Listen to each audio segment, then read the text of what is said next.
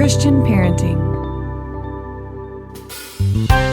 Did you know that how we communicate directly affects our community? Join us for this important conversation on Family Vision. Hi, my name is Amy Rienow. Welcome to Family Vision with my parents, Dr. Rob and Amy Rienow, strengthening families through practical, encouraging, and real conversations. Rob Rienow here with Visionary Family Ministries in the studio today with my beautiful bride, Amy. Great to be here today. It's good to be back together. We had a couple months of podcast over the summer where our schedule prevented us from being here together. Sometimes folks were hearing from you, sometimes folks were hearing from me, but it's just nice to be side by side again. It is. With producer Biff helping us in the other room. Please. So today we are going to talk about how our communication affects our community, how our communication affects our relationship. Now, it was actually Lainey's high school graduation just a couple months ago where we heard about the connection between these two words. So Yes. Share what we learned. Well, let me give a little backdrop on her high school graduation, since we both homeschool and we do part-time school at the local Christian high school, Wheaton Academy. So she has this hybrid environment. So we actually went to two commencement services. One was for the homeschool graduation, and the other was for Wheaton Academy. And at the homeschool graduation, Dr. Grady Parker, who heads up what they call the rhetoric program at the Greenhouse, highly educated young man and always very interesting to listen to. He delivered the commencement speech there, and it really got me thinking. I was very intrigued the whole time that he was speaking. And he said... So much so you emailed him and said, "Can I have a copy of your speech?" Correct. I did. And I said, I would like to talk about this on my podcast. So here we are. So thank you for putting this idea at the head of the queue. So anyway, he had this thesis. He said, "I believe wholeheartedly that good communication is the foundation of good community." Now, that might seem very basic for all of you, but he basically went on to say that, the core, the root of the word community and communication share the same root. And for some reason, that was an idea that I'd never really reflected on. It's right there, but it's pretty easy to miss, right? Yeah, I had missed it. And it really got me thinking. And one thing he was trying to address, as he's talking about the younger generations here, is basically how community has broken down. And he said specifically to, I think, what we're in Generation Z, that's what we call this current generation. He said, "Your generation has experienced less social interaction than any previous one, and mental health statistics reflect that, with Gen Z on record as the loneliest cohort ever recorded." And that really, again, got my attention. And it got me reflecting on, how is it that our communications has changed so much, and how is that affecting all sorts of community, in our neighborhood, community in a broader sense, and even the sense of community within our own families. Yeah. So you mentioned families. Obviously, the communication shifts with technology are the biggest and easiest to see, right? So we have a teenager up in their room with their nose in their phone, and we want them to come downstairs. So what do? Well, we text them, "Hey, get off your phone and come downstairs." Now, why am I texting them? Well, because I'm in the middle of watching a YouTube video and I don't want to get off the couch, right? So that's changed a lot, right? Oh, it's changed a lot where, there's an intercom in our house. Remember, our house has... That's true. We have this intercom system that's supposed to be used to, call people from different places. Phones, right? Yeah, we didn't put this in. It just came with the house. And we never use it except for, to play games with it. Rush likes to, get music going around the house to, annoy people. Or to, share, scary messages in a or room, something. "I'm watching but we never you." use it. Right? Normally, I kind of just yell for people. I know that's so bad. I'm embarrassed to even admit it, but I'm just being really truthful here. I'll be like, "JD, get down here." But that's not necessarily the best communication either. So I'm saying, kids love it. I'm not solving everything at this point. But this whole idea of how communication affects our community struck me in the building of relationships and why people might be more lonely today than even 20 years ago. So with having kids in such an age span, our oldest, there's a 16-year span between our oldest and our youngest, and I can personally testify that culture has changed so much with even that short of time span. So one thing after Grady's talk that I was thinking about is that some of my very closest relationships are my oldest sons, like RW's mom, his friends' moms. Does that make sense? Yep. So your Mary, first kids, the other moms as you're correct. raising your first kids. Correct. And one of these people is Mary Ann. She was a close friend. She was a neighbor down the street. And our kids would play together all the time. And he would play with a lot of the kids on the street. And JD, it was kind of a big group of kids. But I didn't have a cell phone. So I would either be calling Mary Ann to say, hey, can you send RW home? And we would get into a conversation of what went on that day. Or I would be walking down to her house to, chat with her and, gather my kids. Or she'd be coming to my house. And then there were other neighbors, too, on the street. So obviously a community formed just simply over that. Right. Now, fast forward to the neighborhood we live in now. Ray and Rush have good friends on the street. Right. They have moms that I would also consider, friends for sure. But because we text all the time, it's very much like, can you send my kids back? Where are they? There's no need for me to walk over there and chat with Sarah or Emily about things because it's all so easy just to do it over text. So I haven't built the same type of relationships. And then also because of that technology, we can do so many more things that it's almost like, oh, I don't have time to walk down there, and chat with someone. Like I wouldn't have time for that now.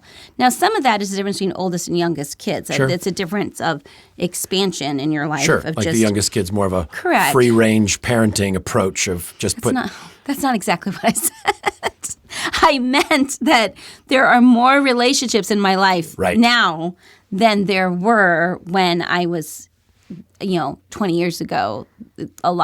There were less number of people in my life that I was trying to have relationships with. But I do believe that this type of, it's a prime example of something so simple and seemingly so benign, right? Texting. But I'm not developing the same kind of relationships that I used to before that technology existed. Yeah. All right. So the premise is, how we communicate affects our community, affects our relationships. So if we want stronger community, stronger relationships, we have to be intentional about communicating well. And the message, of course, is not that tech is all bad. There's lots we could talk about here, but we've been talking about texting. I mean, this is something that can help our relationships and help our family. So we have this giant group chat, group text with our kids. It's called the Best Family Ever. That's the name of it on our phones, group chat. And you're allowed to make your own best family ever. Now, we're not saying our family's better than yours, not but exclusive. From our perspective, it's the best family ever. So you can talk about that and, how is it valuable? Okay, well, this summer was kind of hysterical. If you know the Rienow family, you'll know that in general, we struggle with basic communication, especially in things like telling people important news. Like we think that people are in the loop when they're not in the loop. Some of my favorite stories, probably one of the worst ever that comes back at me is waking RW up one morning and saying, oh, hey, you got to get ready for this class, and I forgot to tell you you're going to Colorado today. You know what I mean? Because he was, scheduled to go on a trip with you, and I probably remembered Tuesday, but now it's Friday morning, and, he was probably gone when I remembered it at basketball practice or something, and lo and behold, it's the day of, and that kind of thing Pack your happens. bag, you're getting on a plane. Right. Kind of forgot to tell you that one. So, but I can give so many examples of this. It's your head would spin. We don't have time for the amount of examples that I have in this area. But the group chat was partly to help just keep everybody on the same page. So I try to put valuable information in there. What cracks me up is that, I don't know about your kids, but it is nice to get a response back every once in a while. Often, you can do your best at communicating and it's still crickets on the other end. But the group chat lends itself to not replying. Yes, but that's a versus problem. Versus the individual text. It's a problem, though, because all we need is a like. All you have to do is press it. Just let's acknowledge. Let's acknowledge that we got it. Let's just I get it. Just hit the like button. But as a person who generally bristles at being in a group text, I appreciate it. But if everybody likes it, then it's still ping, ping, ping. But There's like 15 people in there. Yes, but then don't act like it's our fault if you didn't get the Well, information, that's because fair. the information was on the group text. So you need to read it. That's the thing. So here, my point is, we our have kids, a tool our kids that often we're listen trying. to our podcasts, which we really appreciate. Our kids say, hey, well, listen to the podcast. So this is not, just want you to know, we did not do this episode as a backhanded Friendly way reminder. to say you need to reply. But you should reply Right. if your parents text you. Okay. Millie listens to the podcast to go to sleep, which cracks me up. So I guess it's really riveting for her. But anyway, but the point is that it is a good technology you can utilize these things. We're not saying texting is bad or, throw away your phones, but that is a way that we attempt to use texting in a positive way, especially with people being out of the country, or not out of the country yet, but out of the state or traveling. RW and Emily are going to be moving. We have these tools to our advantage, but how do we make sure they're not eroding communication? Even the simplest thing when we're talking about technology, we've made those rules like no phones at the dinner table, but we also have the rule no phones during family movie night. That was something we noticed a while ago, that it's not fun for us. We enjoy family movie nights, but when people are on their phones, you're not really all present doing the same thing. You're distracted. Yeah, it's not building the community. It's not building the same type of community. And yes, movie nights can build community. Yeah. I just wanted to say that because some people think that's Another thing. void. Yeah, I think another thing with communication and technology, I would really caution you to not use texting or email to solve any kind of relational problems or deal really with any issues that involve negative emotion. You've all gotten that text or that email that upsets you. Yes. Somebody fired something off that they were frustrated, they were upset, maybe they're sarcastic, and as soon as it, hits you, now you're stewing on it. It gets Right. you elevated, and so you fire off a response, and basically you just added more fuel to the fire. So I strongly recommend that if you've got something that's important or personal or sensitive, don't use text, don't use email. Better to say, hey, is there a time I can give you a call or we can meet? James 3:5-6 says, so also the tongue is a small member, yet it boasts of great things. How great a forest is set ablaze by such a small fire. And the tongue is a fire, a world of unrighteousness. The tongue is set among our members, staining the whole body, setting on fire the entire course of life. I think a 21st century footnote here, not just the tongue, right? This scripture is about a little body part that can do a lot of damage. I think we also need to add the thumb or two thumbs on a phone, how much damage, right, a text can do. Right. So we need to be careful. Absolutely.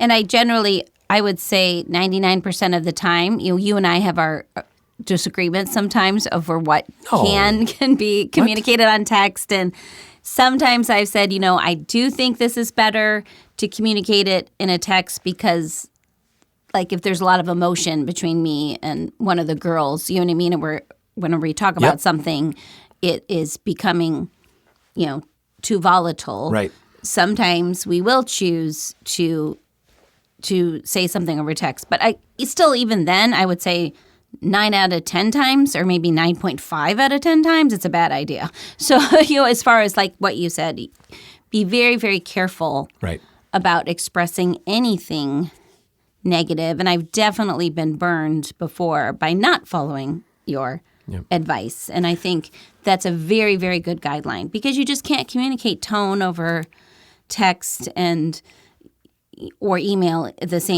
same situation, but I would say the younger generations don't use email at all. They've reduced their communication even less than email, so it's very hard to communicate well. So that's why we need to be having more conversations. Right.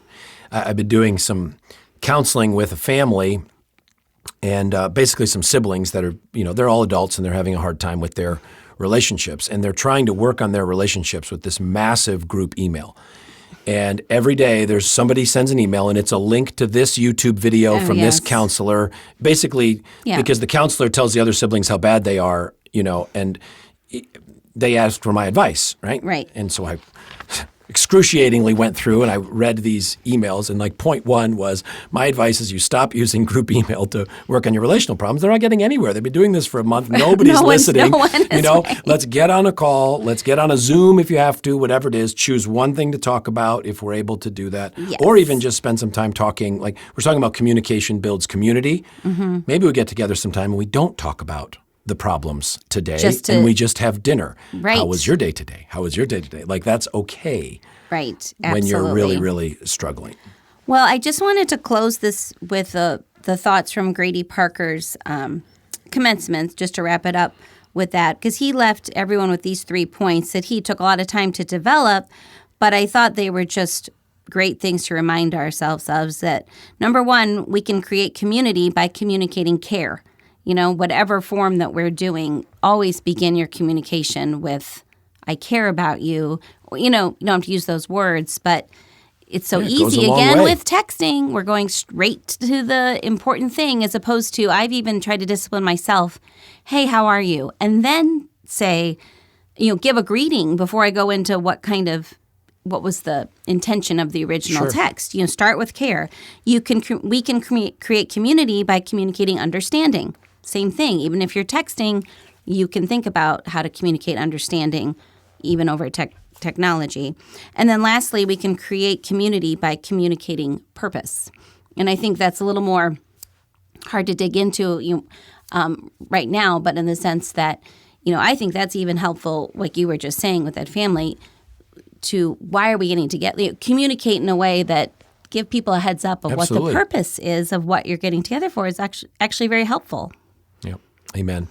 Well, our book, Healing Family Relationships, has a lot in there about what you were just talking about, about heart communication, learning how to communicate in a way that seeks healing and peace rather than does more damage. So we'd love to get a copy of that book into your hands. It's also available on Audible.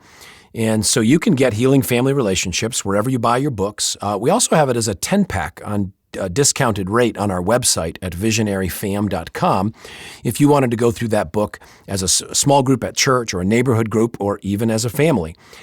And we want to see you at our Visionary Family Weekend Away. It's coming up pretty soon, November 11 to 13, 2022, at the Kalahari Resort in Wisconsin Dells. It's going to be an amazing weekend for all the generations of your family to share an experience together, grow stronger in your family relationships and in your faith.